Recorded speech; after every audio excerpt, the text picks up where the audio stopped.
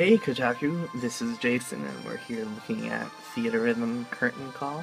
Theatrhythm Final Fantasy Curtain Call, which might be the most ridiculous name in recent memory. So this is a music rhythm game based on Final Fantasy songs, as I am sure you are familiar. I'm just giving you a quick overview right now of some of the songs that we have. So the way it works is you can go in and you can play any of these songs, and basically it's a pretty typical rhythm game like Elite Beat Agents or even Guitar Hero. You tap along to the beat, and there are different difficulty levels, and it's all kind of like a big nostalgia fest for Final Fantasy fans. As you can see, it's got a lot more than the previous game, which was just called Theatrhythm. This one has a lot more songs, more games included, like Final Fantasy Type 0 and Crisis Core. So anyway, let's jump in and play with a couple of different songs. So let's see if I can actually beat any of these. You can see some of the scores that I've had so far. Let's do Solace's theme, because it's kind of a fun one. So as you can see, there's basic, and this is kind of the main music, pick a song, any song, the core gameplay section of this game. So there's a basic, which is really easy, expert, which is kind of medium, and ultimate, which is really hard. Let's do ultimate, because I want to see how badly I can screw up on camera in front of all you guys.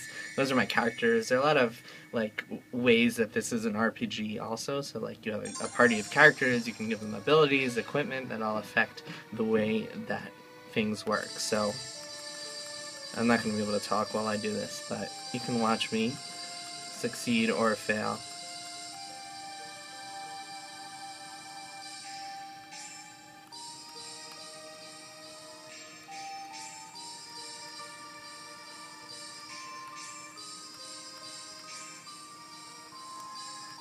Ah, shit. Hate it when that happens.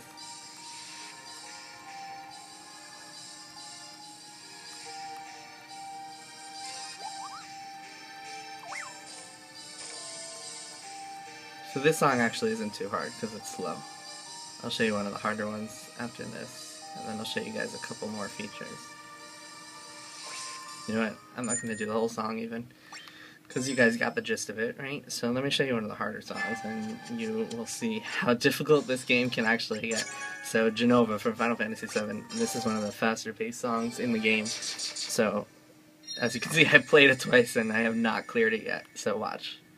Let's see how this goes. This is going to be bad.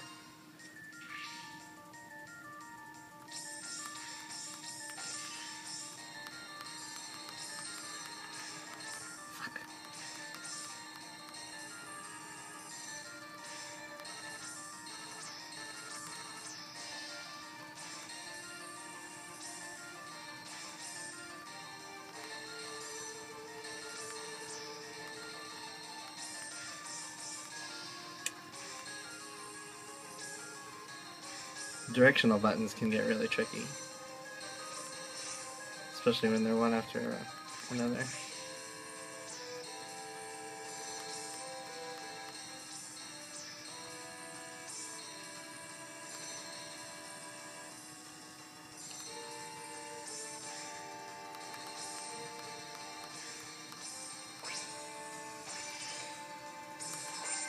Okay, that wasn't bad.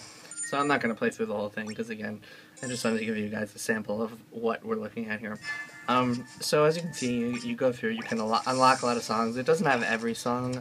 There aren't a lot of versions of the Prelude, which I would have liked some more of. But all the ones that people really love are there. It's Xanarkand. A lot of this stuff, which I actually don't know, and never played Final Fantasy XI. Blinded by Light, which is probably the coolest song of 13. So anyway, so that's the main stage selection, music selection mode.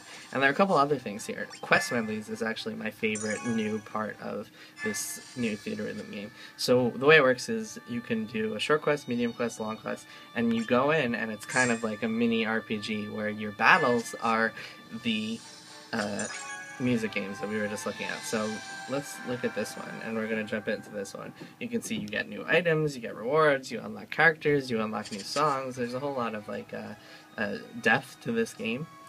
So this one is actually pretty straightforward. Some of them have like branching quests. In fact, we're going to look at, let's look at one of the longer ones, because that one is really easy.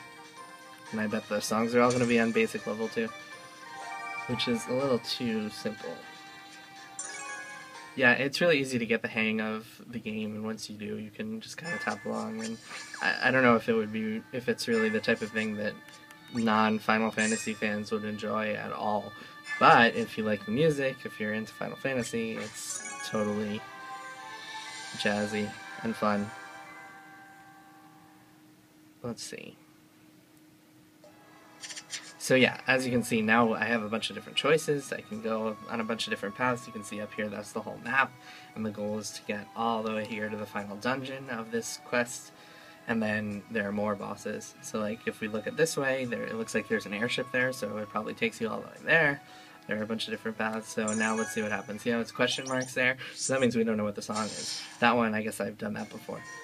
So it's a place to call home on expert score. So expert score actually isn't really tough, but yeah, you'll see. I'll give you... So yeah, this is the basic core of it. And it's fun to keep going and... Oh, I hate it when that happens. Sometimes they screw with you by making the arrows move around, which is actually really annoying and makes it way less pleasant. So yeah, turns out it's very difficult to talk while you have to focus on playing a music rhythm game. But yeah, it's pretty fun. It's pretty much everything you would expect from a new Theatrhythm game. It's much better and much deeper and much more varied than the first one. So if you're choosing between them or you haven't played the first one, this is totally worth it over that. Lots of tapping, lots of keeping your loved ones up at night when you're playing in bed and annoying them with the tapping on your 3DS. Yeah, super fun. There are a couple other modes that we haven't looked at yet. Oh, I guess I should die in this one. There are a couple other modes that we haven't looked at yet, and a lot of characters that you can unlock. I just got, like, Sid and Barret and Cloud and whatnot. And tons of songs. So if you are a Final Fantasy fan and you're into music games, this is totally up your alley. Cool. Thanks for watching, Kotaku.